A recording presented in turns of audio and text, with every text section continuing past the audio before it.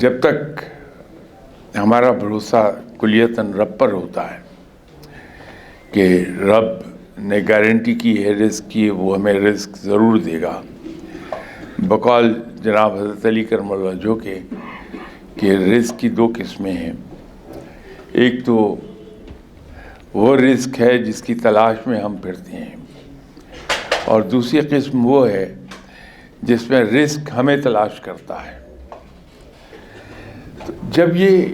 بھروسہ ہمارا اس دوسری قسم پر ہو جاتا ہے کہ وہ رزق جو ہمیں تلاش کر رہا ہے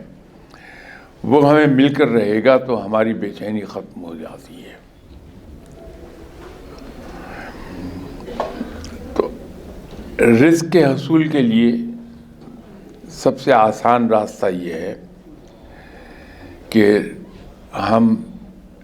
اپنی عقل اور دنیاوی وسائل پر بھروسہ کرنے کی بجائے، اس سے مراد یہ نہیں کہ ہم اپنی کوشش ترک کر دیں، وہ تو کاہلی اور سستی میں اور بے تدبیری میں چلی جائے گی بات، اور رب تعالیٰ کاہل لوگوں کو پسند نہیں کرتا. رب ان لوگوں کو پسند کرتا ہے جو مجاہدوں کی طرح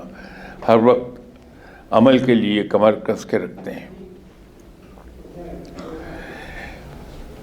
بلکہ اگر اس کو میں آسان لفظوں میں کہنا چاہوں تو یہ عرض کر سکتا ہوں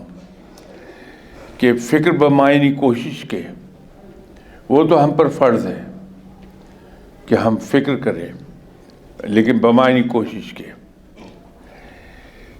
لیکن پریشان نہ ہوں،